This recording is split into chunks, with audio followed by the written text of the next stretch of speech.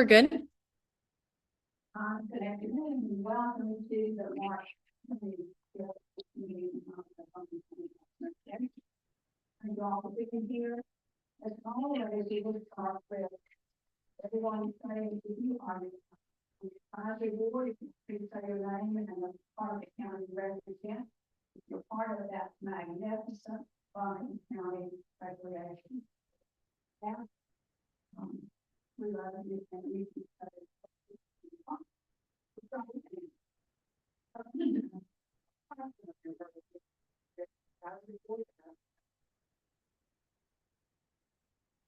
Elizabeth Water. I'm the resident operations manager with Washington County Parks and Recreation. Derek Turner with West Asheville District. Ingrid Johnson with the other side of West Asheville Improvement District. Joseph Guzman, project manager, Buncombe County Parks and Rec. Thomas Gold, principal park planner, Buncombe County Parks and Rec. and happy late birthday. Dana Richards, Advisory Council, Lincoln District. Allison Baines, director for Buncombe County Parks and Recreation. I'm Kevin Conricode, and I'm board member, and I represent the Southwest Quadrant. He lives in Bent Creek, and I was just telling him that niece, her family are moving to Bent Creek tomorrow, actually. So I'm going to give her his name, and he's going to have a new friend over there who has twin boy and girl, and we're excited to go to your park. So that's exciting. My name is Carol Peterson, and I'm honored to be here. So welcome everyone, and welcome to the millions of you who have tuned in on VCTV. So glad you're here. I'd like approval of the September minutes. I have that, please.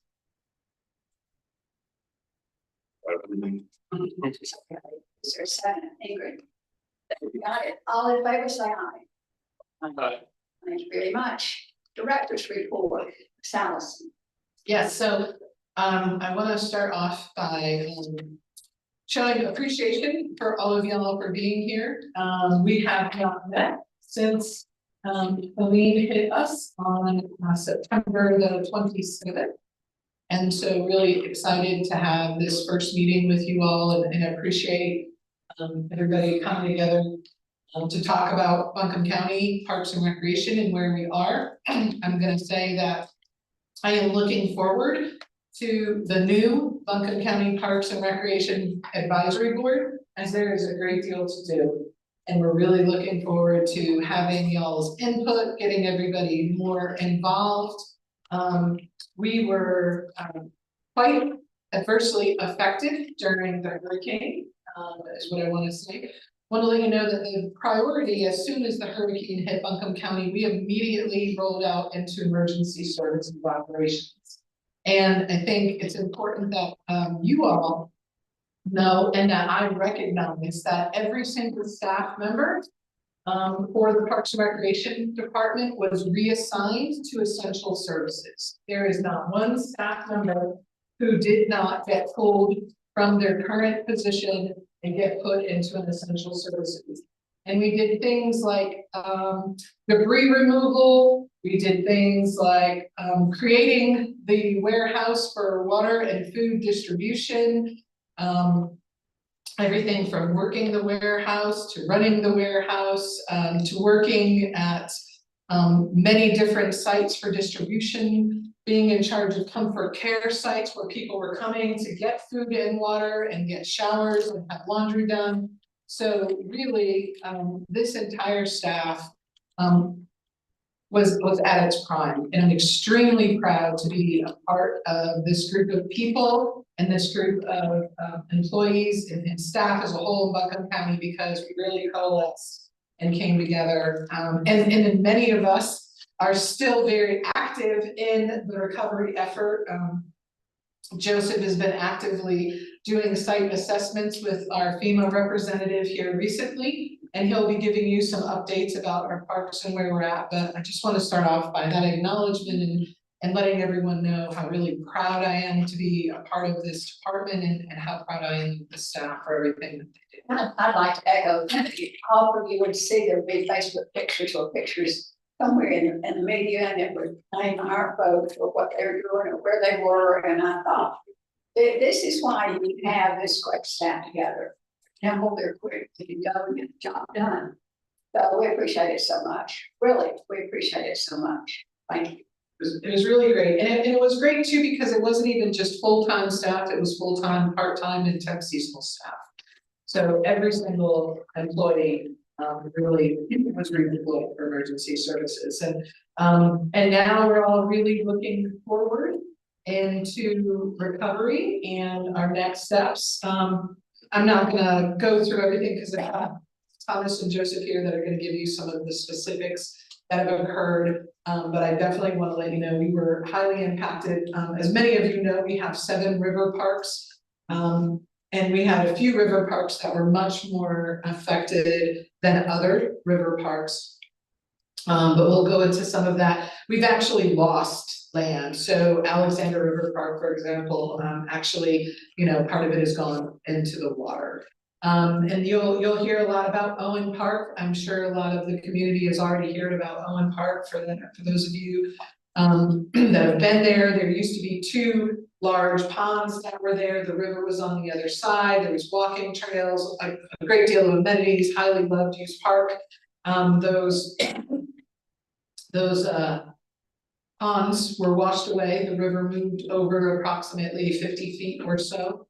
And so it just really has changed that park completely right now. And so we're really looking forward to bringing parks back. The county has been committed to bringing these parks back. We're committed to bringing river parks back. To the best of our ability, we're dealing with debris cleanup. It all started with cleanup on land first. Now we're in the waterway debris cleanup. We'll do some conversation about that's affecting our parks, but I just wanted to let you know kind of a high level what happened when the hurricane occurred, where we were, and we really got kind of put back into our positions where we are now, probably for the past few months, probably 2.5 months or so now. But again, there's still people that are very much working on recovery.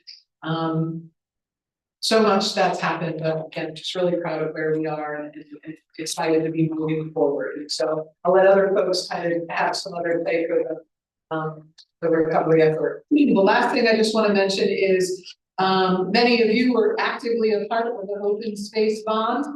Right now, that is currently on hold.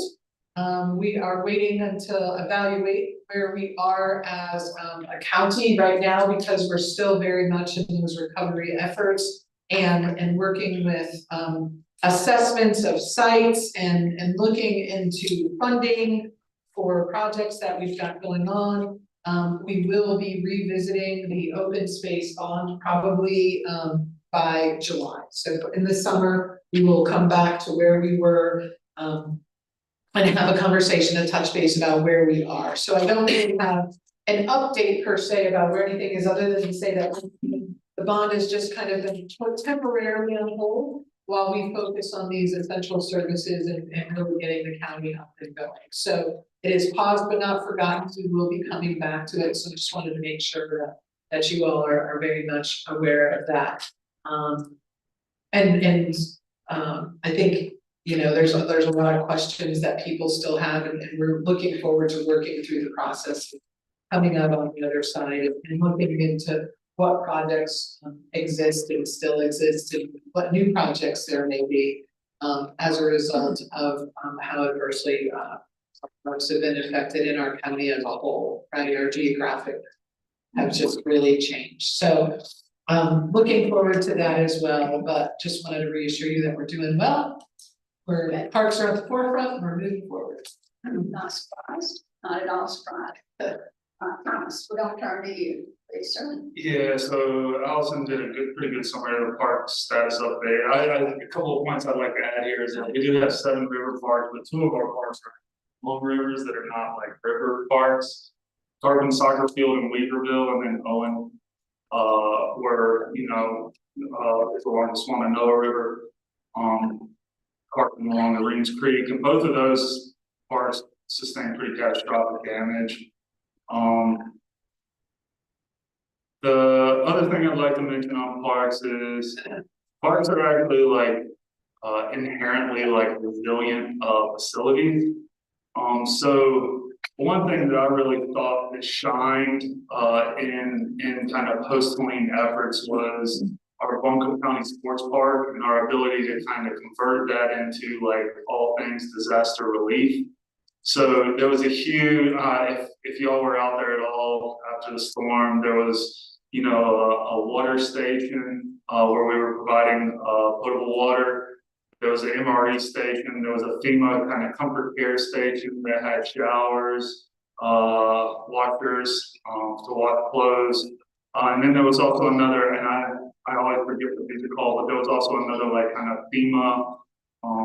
FEMA station that was set up to help people who were applying for FEMA benefits.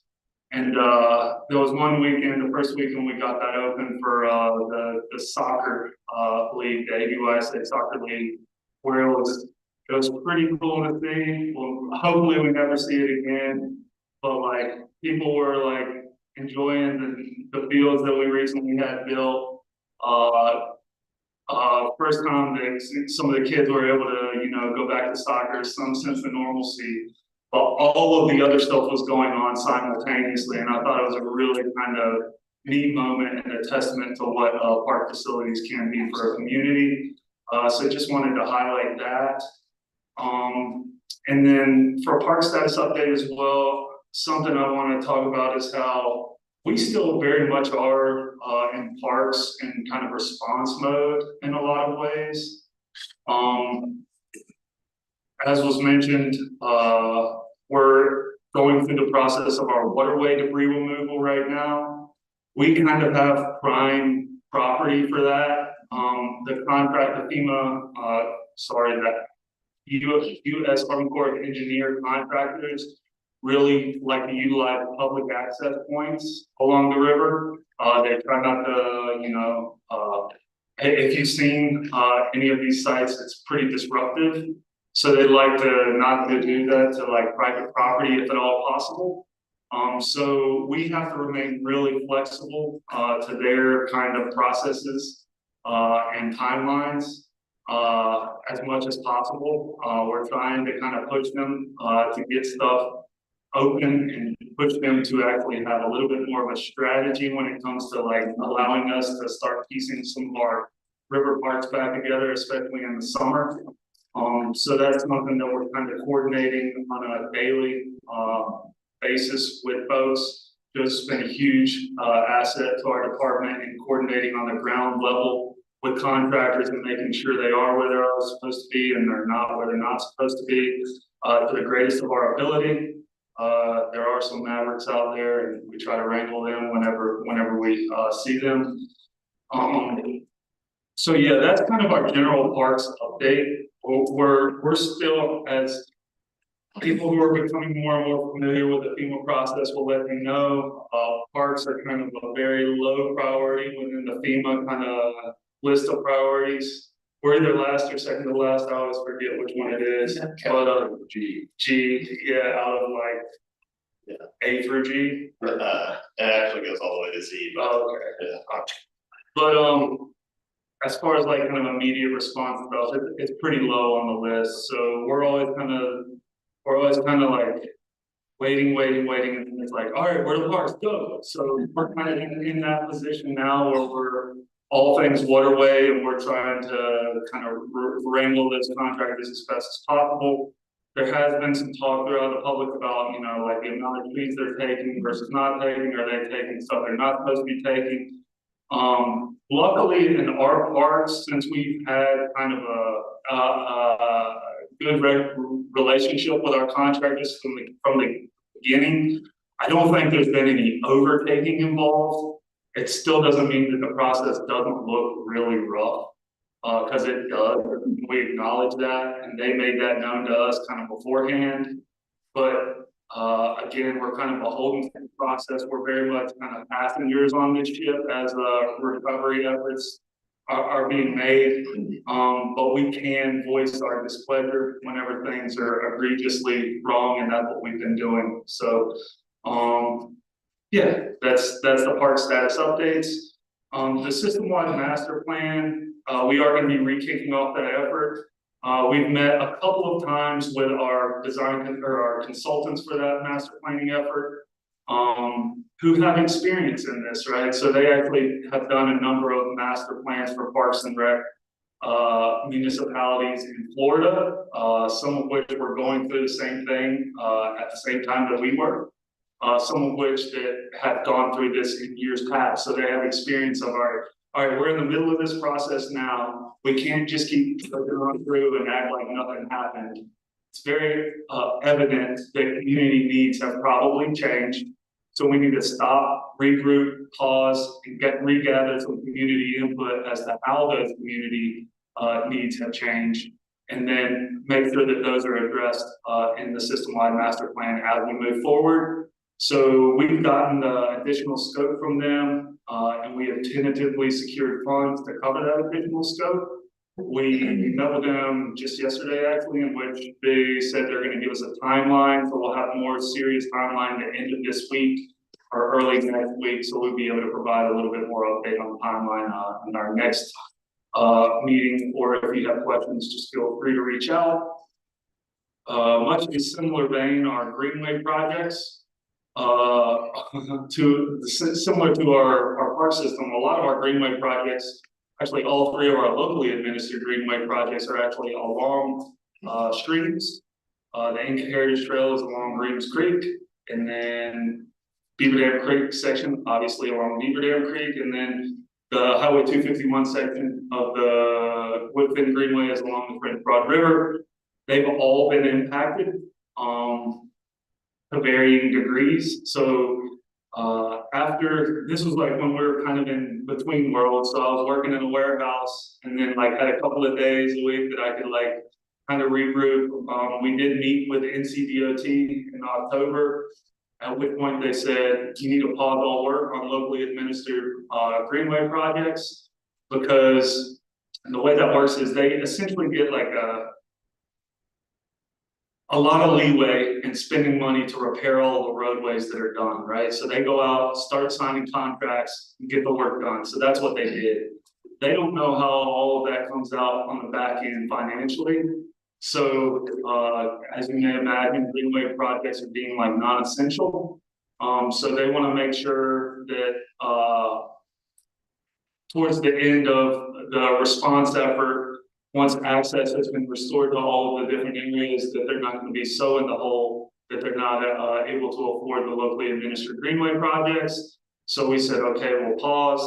And then we did re-meet with them. And at that, I should mention that at that time, they thought that we weren't going to be able to start work for another year. That was kind of their estimate, the most immediate estimate. Post Helene, they're like, yeah, you're going to pause, and look, we paused for about a year. However, we did meet with them in January, in which they said you can resume design work on those greenways. So we said, great. Where's the extra money for us to design all of the changes that we have to design for the greenway alignments? They said, we don't have any. So we have been given the green light to go ahead and start reworking on the greenways. However, we do know that there is additional scope associated with each of those greenway projects. We have since worked with our consultants, excuse me, to get the cost of those additional scopes. We have those, so we're just working through securing the funding for the additional scope on each of those projects. Just roundabout numbers here. Yeah, I mean, it is 6 figures on some of our segments, so it's not just peanuts we're talking about. Highway 251, much like Allison's talking about on Alexander River Park, there are certain sections of the Greenway that, had they been constructed, would be gone. So alignments will have to change. We will have to resurvey. We will have to realign the Greenway. And feasibility in some sections will be pretty questionable. Yes. But the open space bonds, I know that we were gonna spoke about putting a pause on those. Are those funds available to bridge those gaps? Potentially, those conversations have not been had specifically. I believe that some of the money that had been allocated where it was actually for Greenway construction. So I don't know how that will work in terms of, working towards, preliminary engineering and design.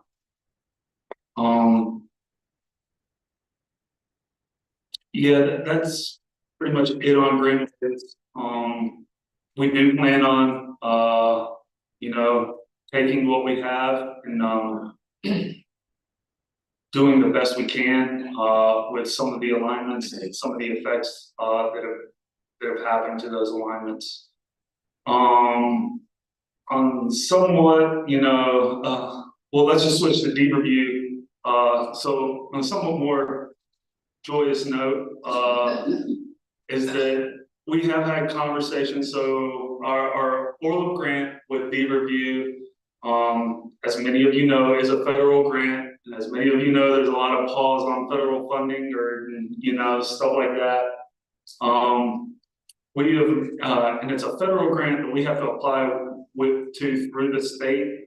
So we get kind of all of our information from the state when it comes to that application. So we've heard nothing so far but positive news in terms of the money is still there, the money is still available. Just cross your T's, dot your I's, get in your final application to us, and we should be good to go. So we have actually done that.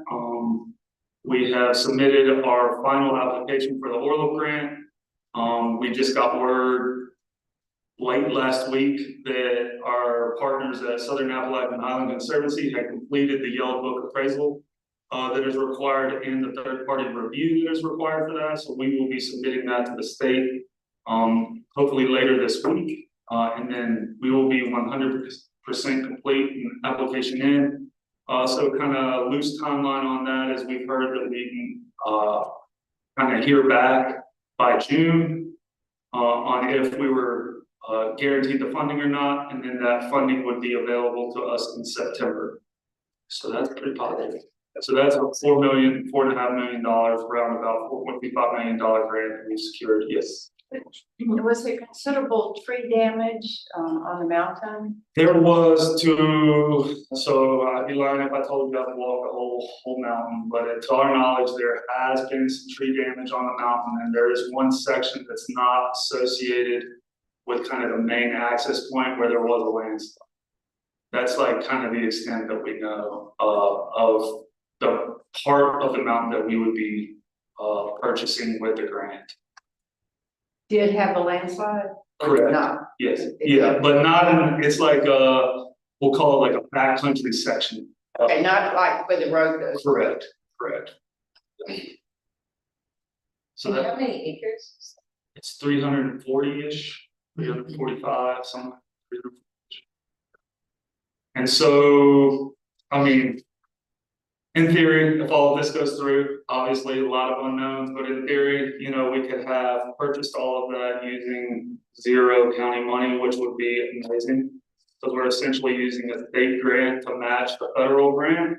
So, the county could have an $8 million property for nothing essentially, so that'd be great. That's another reason, I should mention that, another reason we were able to continue this is because no matching funds are required. If the county had to put up matching funds right now for a grant opportunity, it's, those funds are hard to come by. So pretty lucky in that the grant was already fully matched through our state grant of opportunity. The last thing to add on deed review is we are planning a tour. For deed review, there are some new commission members, and so we'll be inviting them out. So once we have that date, we'll put that out to you all, and you are more than welcome. For those of you who haven't seen it to come out, for those of you who have seen it and would like to see it again. So we'll be sure that we put that out, and that'll be sometime in April. As soon as I have the date for that, I will let you all know, because that really is kind of guided by the Southern Appalachian Highlands Conservancy, because they have control access. I've got to say right here, I hope everyone realizes how fortunate we have this young man. Both young men. I mean, he comes with experience on so many levels, and to have the expertise that he has to share with us is just unbelievable, and I really appreciate it. Thank you so much. Yeah, thank you, Gerald. Now we go to the big man on camera. I was gonna say, I don't have anything going on. We're eating your turkey and dressing very much. You have no idea, this agenda is we're half done, the other half is the. Yeah. Okay, take a breath and here we go. Well, I realize now I kind of do this in an up and down fashion. Can be a little bit of good, a little bit of bad, so keep you entertained.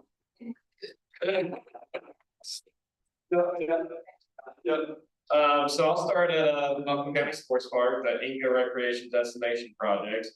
Still moving forward. Storm didn't really affect any of that, so that's good. Turf field project, still on schedule to be in construction hopefully around the summertime. They've submitted for their permits, so design is pretty much complete. Now we're just going through the permit process. Had a lot of good conversations on making those fields really stick out. So once that's done, that will be a great project for the county. People can use those. Also, as part of the Eco Recreation Destination is the new ADA playground. We received $500,000 grant from the state to redo that whole playground out there at the sports park and make it fully accessible to everybody in the community. So that'll be great. And then we also have design going for the remodel of the ranger station in the bathroom down there. So we're gonna see kind of just some different ideas of how to use the concession stand, the ranger station and the bathrooms, a whole new renovation. So that's going on as well. And I didn't put it on here, but the pavilion is also gonna get a remodel. Probably a whole redo of it, tear it down and build something else. So that's all in design. We're in contract negotiations with the designer right Yeah, I want to mention, Joseph did the heavy lifting on the ADA playground grant. That part is a part of the grant, which is not easy to come by. Not 100% of people that apply get chosen. It's kind of voted on and it's a whole big thing. So Joseph did a great job on that. And then also that this kind of project is being funded by a TDA grant with already matched funds as well. So that's why we're able to continue with this project. And it's also a very important project because, as you all know, like a lot of the turf fields throughout the county got destroyed. We were just talking about JBL and some of the destruction that happened down there. So anytime, and so the whole thing is if you artificially turf a field, you get a lot more playable hours out of it. So anytime you can artificially turf a field, it's very valuable. There is an extreme shortage of turf time available to many different community organizations in this county right now. So this project will hopefully help to alleviate some. And then we're doing tree assessments in every park right now.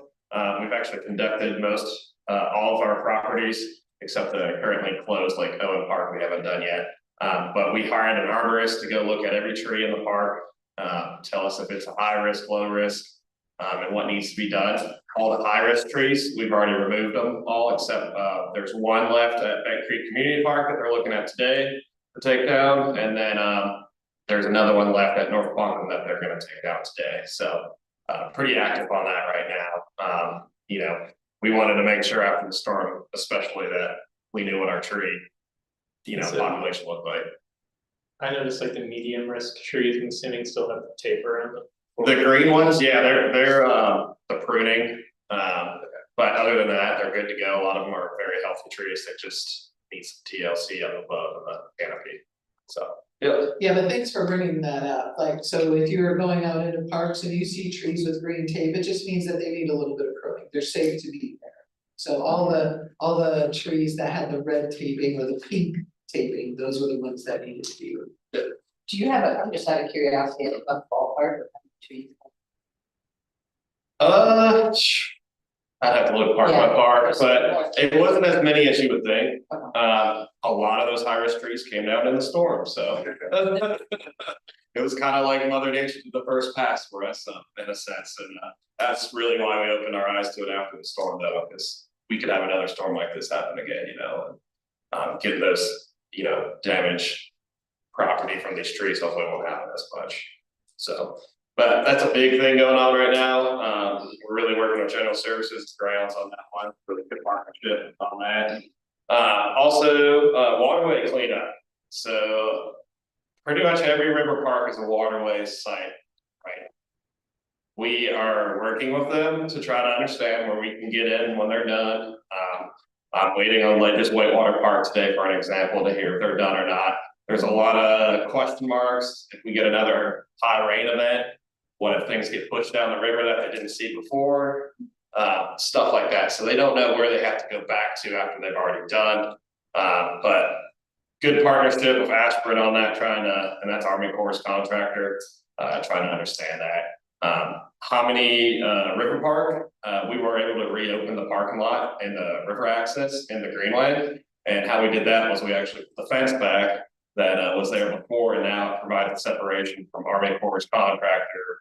They're staying on their side of the fence and staying away from the general public. So we were able to do that safely. And then other places like Glen Bridge, the park has minimal impact, but we still have to close it because they use it as a barge unloading site. If you haven't seen one of those barges, they're pretty wild to watch. But timelines are kind of hard on these things once again, because there's so many things that can change while they're doing this river cleanup process. Collier Cove, they went up there and did a first pass. They took down any hazardous hangers. They took down the trees that had fallen. They cleared 3 feet on each side of the trail. So that was done a couple of weeks ago. We are now just waiting to do an assessment on the property. The tree risk has been removed, but that's not to say that all risks have been removed. There's still a landslide on one of the sections of trail that increases the hazard. So, and then Hominy Creek, like I said, we were able to reopen that. Really, we've kind of gave the Army Corps the corpse the side of the fence for as long as they need it, because they needed a good site that's on Hominy Creek and on the French Broad River. I don't know if you guys have seen, there's some crazy stuff that's going on the river right now. So after they're done, we'll have to do a whole new assessment of what we can do with that property. First step, probably try to get some grass to grow and whatnot, make it a good green space. So Lake Julian Disc Golf Course is reopened. I don't know if you guys have heard about that. They had probably about 100 something trees fall in Lake Julian. They had a microburst, as they call it, right there on the disc golf course. So it was crazy. We did not expect it, but luckily Army Corps contractor was able to clean out the site on that backside of the lake. Looks a whole lot different than it did before, but it's playable again. So the disc golf community was happy about that. Glen Bridge, I actually have to change that now since I've wrote this note. It is now closed. Once again, this is what I deal with day to day. Open, close, what they're going to use, what they're not going to use. So we did have to close Glen Bridge once again because of the barge unloading going on there. Bonham County Sports Park, we put some new barriers in. They're finishing them up today to help make a separation of parking. We had a lot of soccer and other community groups kind of parking on the grass areas and parking in the way of the disc golfers and stuff. I had a question for hole 3, but Yep. sounds like you're on it. Yep. We're working with the disc golfers to find out the best places to put those in so they can have. At least fairway. Yeah. We asked to help people when they class. Suck. Oh, yeah. Park here, you're gonna get hit by frisbees. She didn't want to walk from the. Like, come on. And this was just the first pass of the guardrails out there, and we plan to put more in, so we didn't get the issue on this one. We're gonna get it on the next one, so. Yeah, so then projects at Lake Julian, there's a new entrance sign going in there, and then also we had new fencing put in. It sticks out a whole lot more than it did before. We also regraded the front there. Once again, Lake Julian lost a lot of trees. So it's way more open than it was before. We're gonna get a low cut and a low shade, hydro seed in there to stabilize that disturbed area. And that's happening tomorrow. And then the entrance sign, I've been told by the end of this week, it should be done. So, we'll have a new entrance sign. There's gonna be landscaping around that as well that they're gonna do and hopefully stick out a little bit more back there. It's kind of sad how hard it was for FEMA to find us back there, so. We'll get something that stands out a little bit more. Also, they've repaired the docks and the marina fencing, so all the docks that were damaged, some of them are kind of temporary repairs so that we can use them again. Like the Asheville rowing dock, very temporary repair, but we are seeing what insurance or FEMA can help us do on those as well. We've met with those partners, just we've met with our road partners and our sail club partners out there. And so we appreciate being able to have conversation with them because some of the docks were adversely effects. But in some places, the docks did their job. They went up and down and came back. But also the lake has lowered it. If you want to just quickly tell them that. Yeah, so the dam is owned by Duke Energy. I don't know, everybody should know the history. It was a coolant lake originally. Now that it's not a coal plant, it's a natural gas plant, they don't need the coolant lake as much. But they had put flat boards on top of the dam. They're designed to increase your water level. Well, those flat boards are also designed in a heavy rain or flooding event to break first to prevent the dam from breaking. So the flat boards did break, but the dam did not. So the lake level actually dropped a couple feet. We have been in communication with Duke and they're investigating if they're going to replace the flat board or not. News seems good on that end, but they haven't started construction. Yeah, well, we did mention there though that we're not planning to replace those boards. We did meet with them, and their representative did realize the heavy impact that it had to our park and our decks. And actually went back and they're intending to replace them now, so they're just working through the permitting process. So like, Duke gets a bad rep sometimes, but actually like in this particular case, like they might actually come through for us. So stay tuned there, but yeah, good news like those have settled down. Yeah, and that a lot of the impacts to the lake itself were actually from that water change. So we had to go and do some TLC to make things usable again. But hopefully when that water level, if they do repair, comes back, we'll be good to go. Yeah, Owen Park update, the big one. So we don't know yet what our plans are going to be there. We have to go through a whole process. Army Corps have already come through and did an initial cleanup. Once again, I have to give them a thumbs up on that one. They did a good job cleaning that site up. So if you actually go out there now, it kind of looks like we're doing a blank slate minus the ponds, but we still don't know what we're gonna do there. There's a lot of questions on the river rerouting. So I was actually on the other side of the property where the river used to be the other day, and now it's just a little creek where this Wananoa River used to be. And then in our park, it's a pretty flowing river. So the structures had 6 feet of water on them, completely flooded, filled with mud debris. All the components inside the buildings were destroyed. The electrical infrastructure is destroyed for the park. The water infrastructure was in the old land bridge that's now gone. So no water to the park. And sewer also was destroyed in that land bridge. So there's a lot of question marks still on the park. I did spend 2 very long days out there with FEMA last week. And we had a lot of components that they documented, everything from a hot dog maker to a pond. So these site visits, and that will kind of translate into my next point. These FEMA site visits are very detailed. It took us half a day yesterday to look at one well house at a park. So it's good. They're documenting a lot, and we just have to go through the process. I spend maybe 1 hour in the office nowadays, and the rest out with FEMA Army Corps. So it's a lot of on site, which is good. They are here and they are looking at things. So like Thomas kind of said earlier, we're Cat G, so they had a lot to go through before they got to parks. But they are here. I'm going back out tomorrow. And then Thursday and Friday, and then next week, full week as well. So, and then. Yeah. Yep. Going back to the master plan update. I would think that with the Owen Park being so badly damaged in the River Park, I mean, this is gonna be a huge new undertaking. Yeah. Because there's gonna be all sorts of different ideas for Yeah. all these things and possibilities. Exactly, and that will be part of the processes of kind of a master plan just for Owen Park. Oh, really?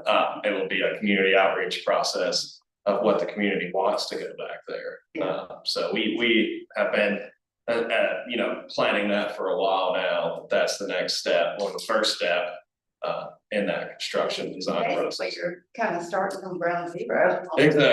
Exactly, and we've already met with, Soil and Water, I've spoken with NC Fish and Wildlife, and US Fish and Wildlife, and we've talked about what that habitat could even be now out there. As we went from fishing ponds to a river, whole new habitat, and also the plain is completely different. So, understanding what that looks like in the future. I can say I was out there last week and there's already grass growing where the pond used to be, so it's some good soil in there, but. I think the big thing for that is that the county is committed to that continuing to be a park, like that's right now, that's the only reassurance that we have for the community.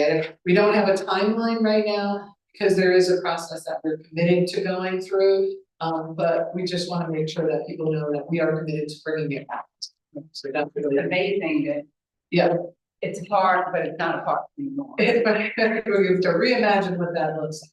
And on the conversation of the recovery efforts and the broader like master plan, are we in conversations with county commissioners or with our congressional representative senator about allocating some of the disaster relief funding to the Parks and Rec Board, or potential properties that are like no longer inhabitable, like potential for inhabitants? Yeah, there's a lot of processes. There's a lot of, hazard HMGP, hazard mitigation grant program, is part of what you're referring to, is if someone chooses to sell their land, that it becomes kind of a potential to be land that the county now owns, but you can't develop it at all. And so what are some creative things that you can do? Are there those types of things? So I think those conversations are going on. I think there is an awareness of the need for designated funds for these types of projects. And, everything that I'm hearing and conversations that I have is that the county is very committed to our parks. I tell people all the time, not the county as a whole, the county as an organization, our largest projects will be in parks.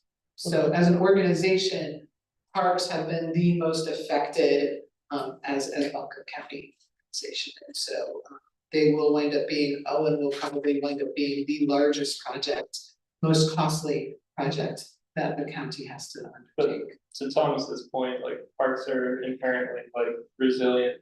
Yeah. But unfortunately, like they're all in floods. Yeah. But what they're used to that. Totally. Yeah, no, I think looking at how we do that and how we build back better, more resilient, those are all the conversations. And we're in conversation, there's so many great organizations that exist in Buncombe County, working with Mountain True, working with Riverlink, Greenways, having all these conversations about how we can build back more resilient and really, according to what the need is here, people really we love our trails, we love our greenways, people want that outdoor recreation. And so really focusing on that, I think is going to continue to be how we proceed forward. And that was going to be my point, is you listen to the Jones report. Most everything they said had to do with partnerships or working with this or that, or entities in the county or federal level or state or wherever, or local organizations, as Allison has mentioned. We do live in a county that loves their parks, love to recreate, and that's going to come through. Thank you, y'all. Yeah, that's one thing I'd like to echo on that's really been heartwarming for me, is these contractors that are doing the work, they're from like all over the country. And you hear that all the time, how pretty our parks are and how passionate people are in this county about our parks. So they say it all the time. They get on their excavators, man, you got some passionate, disc golfers out there.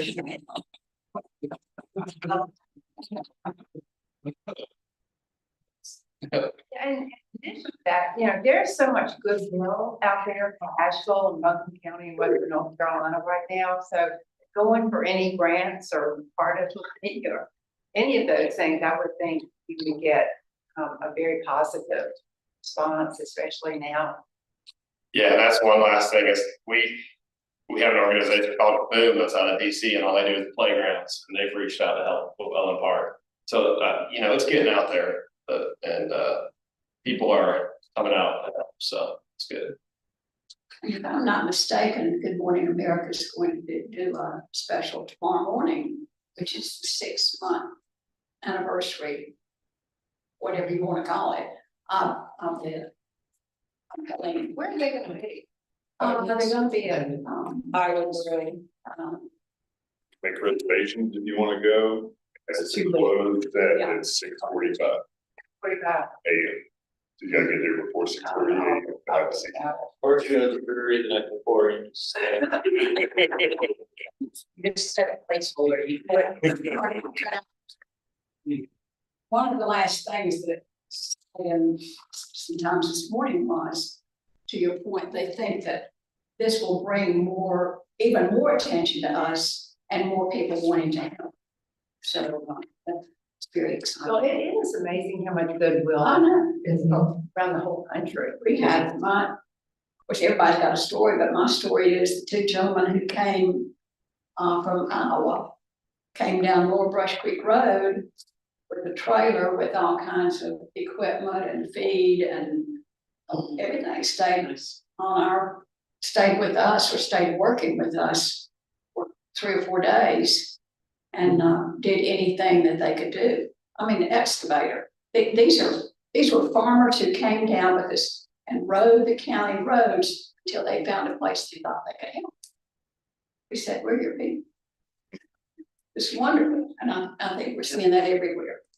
You get to turn the page because there's another map page. This agenda. It's been like a story, and I've got everything up. So we are going to do this. Awesome. So a little bit different update on this end. Thomas and Joseph have been very much in the parks recovery and response. And we've been fortunate enough in the programming side to kind of get back to more of, I'd say like a normal for us, normal-ish. We were really happy after the hurricane, we were able to get out and do some more core programming at the shelters. So we went to the Ag Center, Gold's Gym, AV Tech. We started going to Grovemont's Park in Swannanoa. And then we were able to have the festival lights thanks to some tremendous work by contractors, by our general services staff and the Lake Julian staff. It was fantastic. And I think everybody really enjoyed it. But like we said, there were, like Joseph said, I think he said 100 trees. I think it was 60 to 70 just on the front side and then potentially the same on the back side. So a lot of work was done to make the festival of lights happen. So we kept things going through the winter. We had 4, we did an open gym at Sandy Mush. So that was, we don't have any indoor facilities. We were able to get up there, which is really great. We had a winter warm up at Lake Julian. We had about 100 participants at that, more hot cocoa, storytelling, enjoying being outside. So that was fantastic. Mac and I are also the co-coordinators for Special Olympics Buncombe County. We did have our winter games back in February at Ski for the Southeast. Our cheerleading team just went to Mocksville and got silver for their routine, which was great. And Stephen Foster, who's one of our ski athletes, he went to the Special Olympics World Games in Turin, Italy, earlier this month, March 8th through 16th. And he came home with a silver, a bronze, and a 4th place finish. So we're really excited for him. He's a multi-sport Special Olympics athlete. He does bowling as well. He's been doing Special Olympics for about 20 years. He's an AC Reynolds graduate. So we're really excited for him. And, yeah, I haven't got to talk to him in person yet, but I'm looking forward to hearing about Italy. So stay tuned for some more info on him coming out. Keep your eye on the news, hopefully.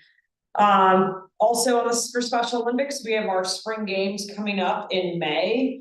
Historically, we've had one spring games day, however, due to the number of athletes and due to the expected increase in number of athletes, we made 2 days this year, and we've gone from about 440 athletes to 620 athletes. So we're able to serve more athletes, and which is great. But we'll be having 2 days. And we also had a resident who had moved to Montgomery County somewhat recently, and she started a new athletics team. Our first practice is tomorrow. So athletics and Special Olympics is track and field. And for those of y'all that don't know, Special Olympics is open to anyone 8+ with an intellectual disability. So there is a young athletes program at Spring Games 2 to 7, but specifically for the year-round sports, it's 8+. Mac, and then we have 2 program assistants, Frank and Caitlin. They've been staying busy. We're right now at Grovemont Park in Swananoa for core every Tuesday. So one of our things is we try to do things repetitively to build consistency within the community, what they can expect, and to also grow those numbers. So last week at core, they had about 40 folks out in Grovemont. Upcoming events. We've got an Earth Day cleanup on the 22nd, Spring Festival on the 26th, fishing tournament May 17th, and we are partnering with WNCJ for a disc golf tournament at Montgomery County Sports Park. Couple of programs. We're still doing hikes, and we've also added new this year's 55+ club, so opportunity for socializing as well as being active with varying levels of activity. A fishing club, so that will be at Lake Julian, and encourage folks to get out, practice fishing, and then come to the fishing tournament. We've got a disc golf club that will hopefully happen by practicing fishing. That is funny.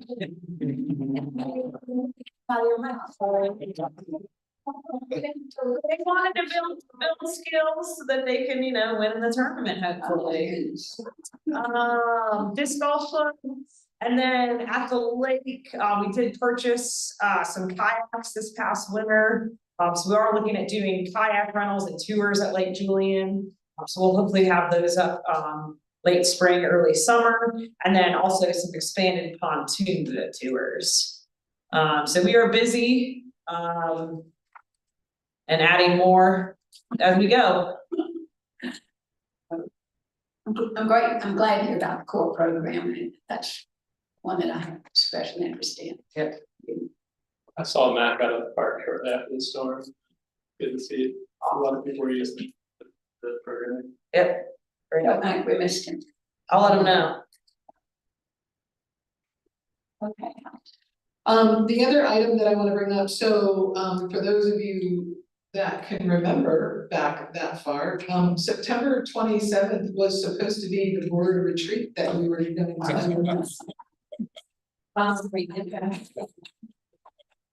That's for some reason that didn't occur. I can't remember. And so what we would like to do is kind of re-engage with that and really look to the beginning of potentially the summer. We still need a few months. I still believe it is very important for us to get together and to get together with staff and to have a board retreat, because we know that there's a lot going on. There's been a lot for us to give them updates, right? And I really and truly appreciate y'all's time and the talents that you have. And so I really want to move into a state where you all are feeling more engaged and that we're having more conversations about what we are doing, how you all can help contribute, things that you would like to see, so that we could really have an impact as an advisory board. That you can truly be advising and advocating for the Parks Department within Montgomery County. And I know that that's what you all are here for,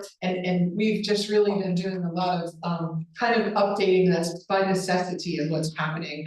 And so really figuring out how we can move and what we foresee for this board and maybe some areas of concentration. I foresee that a big area of concentration will be the implementation of the master plan. I think it's really important, once we have the master plan, that we have an implementation team and we have representatives from this board that are a part of that team to help implement and help prioritize those projects of the master plan.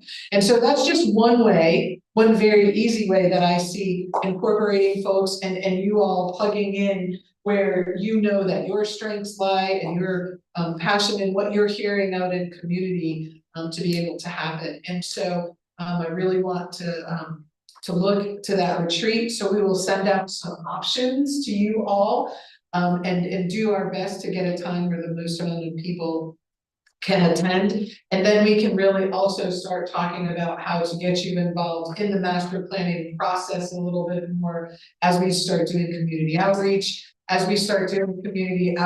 for things like Owen Park that we've got represented from the advisory board, we get to Greenways, as we look to all of these new programs and projects that we're doing, that we're able to plug you all in, where you can help advocate and you can help kind of steer and guide where we're going and the impact that we're having. So I just wanted to say that that's kind of my last big thing that I wanted to kind of end with on our end in terms of what we're thinking and where we're going, and we're looking forward to starting to engage with you all a lot more and looking forward to you all coming back to us with things that that you all are helping to move forward in community and things that you're hearing so that we can be. Do you have anything to add? Nothing additional to add. Next meeting is May 13th at West Asheville Library, put that in your memory right there. Don't go to West. Just put my phone over here. It's been a wonderful meeting. I would love to think that the broadcast of this can be rebroadcast, because there's been some wonderful information come out. And I'd love for so many our citizens to be aware of that. Thank you all. It's been lovely to see you on this spring day. It's spring. Nice to see that. Yeah. Yeah.